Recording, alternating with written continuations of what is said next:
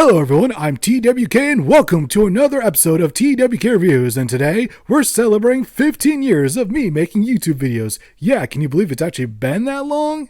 15 years, jeez, where's the time gone? Oh boy, seriously, where has it gone?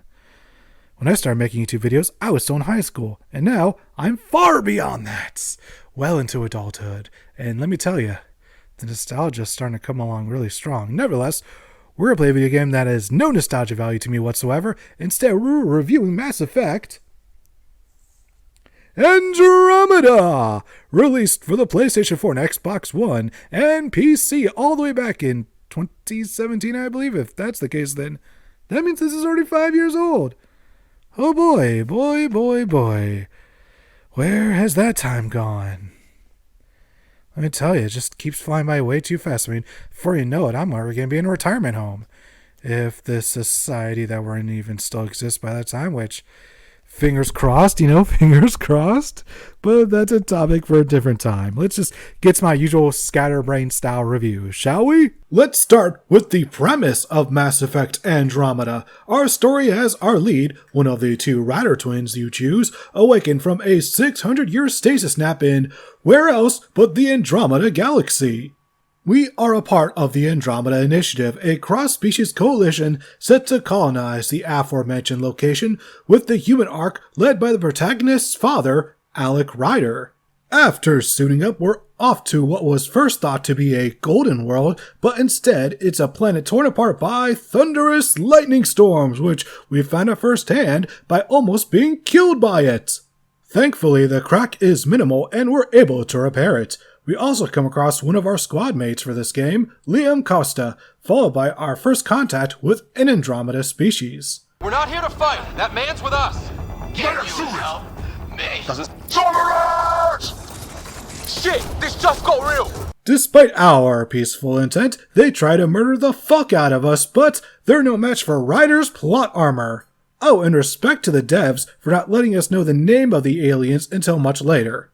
We eventually reunite with the rest of our squad minus Alec. Here's where we meet Cora Harper. She's got mad biotic skills comparable to Asari Commandos. We'll get more into that later, but for now, it's time to find Papa Ryder. He was off scouting the aliens and decided to covertly even the odds in a way that would make Sir Michelangelo Bay proud.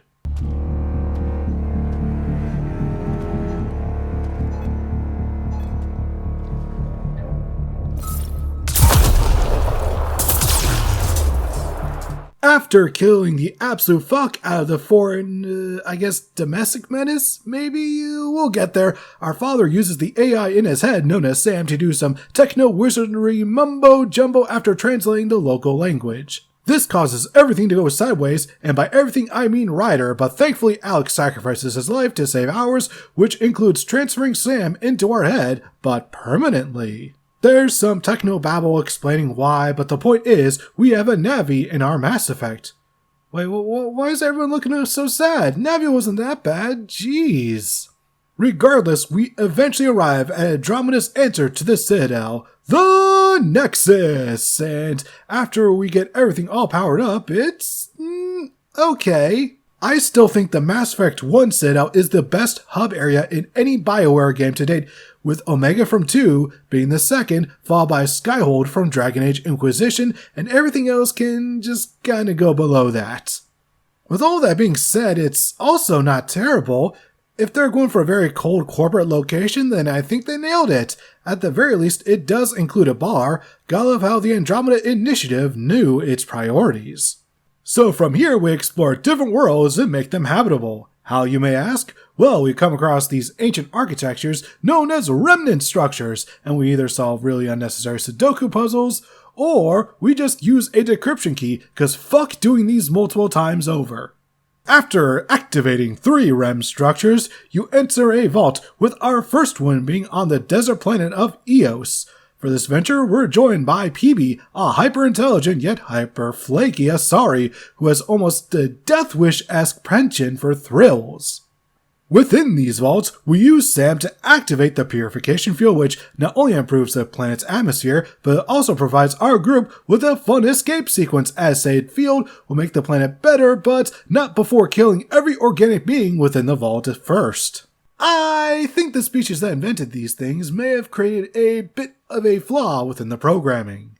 Nevertheless, EOS is habitable, meaning we can create an outpost for people to actually live, but not before clearing the place of hostile species known as Ket. We do so alongside our next squad mate, an aging Krogan by the name of Drak. And when I say Drak is aging, I mean he's about 1,000 years old, which, according to the dialogue he has with other characters, means he has roughly 50 years to live. Imagine thinking, oh no, only 50 years left. At this point in my life, I'll be lucky to live another 30, so here's hoping. And that's basically the gameplay loop. Arrive at planets, solve stupid puzzles, do some mission that's specifically related to the planet, create an outpost, and repeat. There are 2 planets that avert this. First is Havaro, the birthplace of the not as hostile species, the Angara. Overall, the Angara are a decent addition to the Mass Effect lore. No, they aren't going to replace the Quarians, Asari, or Elcor, but they're fine. I should note that we do get an Angara teammate, Jal Amadarov. He is a pretty open-minded person, especially for being one of the few of his species willing to trust us from the start. Back to Havaro, while there are structures for us to find, we don't actually create outposts here. It's also the only combat-focused planet that doesn't use this game's vehicle of choice, the Nomad. People's opinions on the Nomad seem to be split, mainly due to the fact that it lacks any type of firepower. I was skeptical at first, but I'll be honest, I preferred over the Mako, and yes, that's even following the release of the Legendary Edition. No amount of polish is going to make that thing good. I do wish we had at least one other planet like Havaro where we could just explore on foot. I feel like the devs made these worlds big just as an excuse to use the Nomad. Not a fact, just a random hypothesis from this hack YouTuber. The second planet to break up the monotony is the other desert planet, Eladin, where you actually don't need to use the vault to create a new colony. Instead, you just have to broker peace with the leader of New Tuchanka, then just clear out the flophouse. Listen, I'm not the one living on a desert planet, yet. We'll see where climate change takes us, but for now I'm in a relatively decent climate and Ryder is as well, what with them having their own snazzy crib on their ship, the Tempest, so best of luck to the colonists! Let's talk about that ship, by the way. Wow, it took us until the 3rd page to do so. Jeez, this game is big. So is the Tempest. It's got a pretty elongated design with 2 floors. Includes Ryder's aforementioned room where you can customize your casual outfits as well as the color of your armor. Kinda weird that selecting your armor and your armor color are in 2 different locations. What's not in a weird location is changing Ryder's appearance. For the first time ever in a Mass Effect game, you can stroll right into the medbay and rearrange the protagonist however you see fit after starting a playthrough. Why wasn't this included in Legendary Edition? This should also be a feature in every RPG where you can customize the appearance of a protagonist. Staying on the topic of the protag, let's discuss them. First off, Ryder is not Commander Shepard. Yes, you can eventually get yourself some N7 armor, but Ryder is no Shepard. So then, what is Ryder?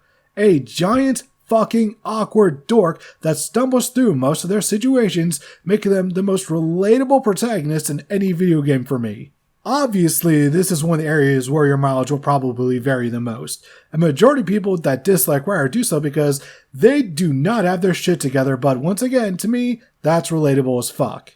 In fact, most of the people a part of the Andromeda Initiative seem to be making it up as they go along. You'd think they have a list of contingency plans for when shit goes down, but it's pretty obvious that they're only a half step ahead of Ryder as far as preparedness goes. Hence why nearly half of them said fuck this and formed their own community on the planet of Kadara. This seems to be the location where most people can agree has some of the more enjoyable plot moments. You'll be spending a good amount of your time here alongside the suave smuggler Reyes Vidal. Despite being voiced by the very white Nicholas Bolton, best known for playing Hawk in Dragon Age 2, he does a very good Latino voice. He even fooled one of my friends who is Puerto Rican, so well done, sir! So, the overall plotline of Kadara concerns its ruthless leader, Sloane Kelly, and her rival, the mysterious Charlatan. After doing a bunch of work for her, as well as spending some time with Reyes, which I cannot help but get hard romantic vibes from. Like, seriously, every time Ryder and Reyes exchange even the tiniest amount of words, I'm expecting them to start fucking in the next scene, or at the very least making out. Eventually, we have a showdown between Sloane and the Charlatan, who turns out to be, dun dun dun, Reyes himself. Now, normally I'd be all for Mr. Reyes to take over as leader, but this mother effing fucker has the cowardice to have a sniper do his dirty work. Fuck that noise and fuck this guy. Figuratively. I have all this negative emotion, so let's take it out on my least favorite planet, Vold, aka the planet that's cold, because there's snow and ice everywhere. It should be noted that I generally love snowy areas in video games, but somehow Mass Effect Andromeda screws this up.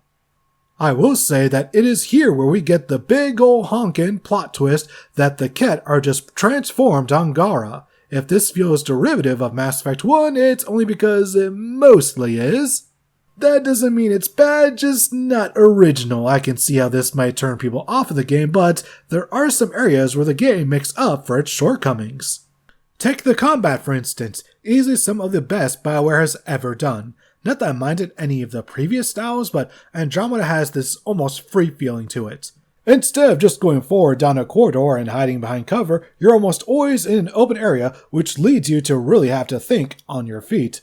This goes double for the early game because, starting out, you don't have shields for shit.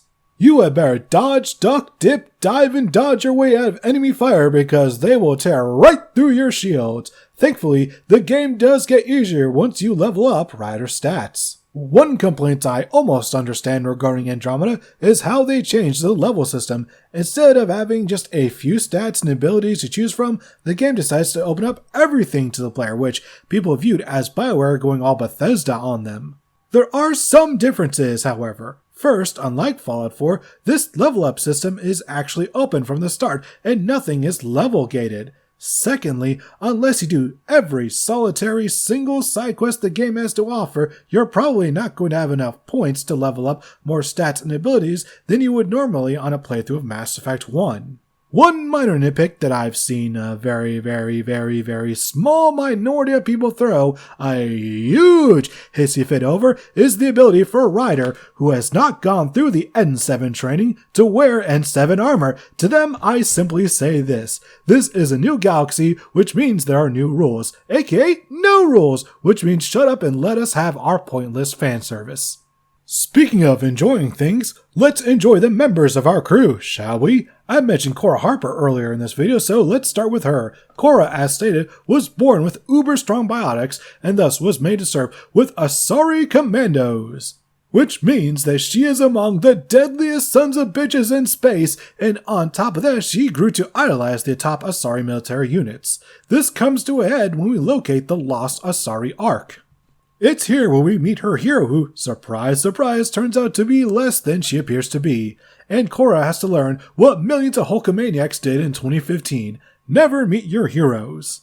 Okay, she isn't that bad, but my point stands that she's less than stellar for sacrificing her Pathfinder just to clean up a mess that she made. On a more interesting note, we have our Angara teammate, Ja Amadarav. His loyalty missions have us dealing with the anti-alien faction of his species, the Rokar. These people will shoot aliens on sight, and when they're not doing that, they're trying to frame the Milky Way species for crimes in order to justify their actions. This story reaches its boiling point when Jal learns that some of his siblings have been brainwashed into this cult, and if that isn't enough, his sister shoots one of his brothers, and if that isn't enough, the leader of the Rokar, Aksul, plans to use bombs he stole from the Milky Way residents in order to execute his latest plan in framing them by blowing up one of the most sacred locations known to the Angara. Thankfully, we stop Aksul's nefarious plans, and on top of that, we expose him for the monster that he is right in front of his most loyal followers. Feels good to make a bigot look like a fool that they are. Or I kill you and reveal the resistance for the traitors they are.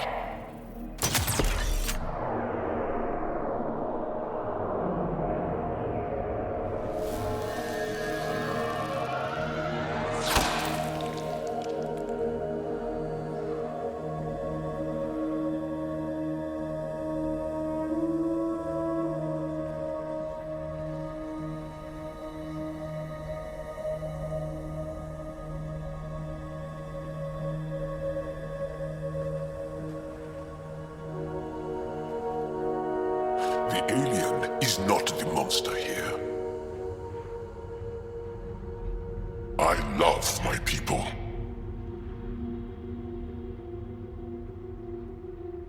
Come on. Let's get you home. You okay? Yeah. Thanks.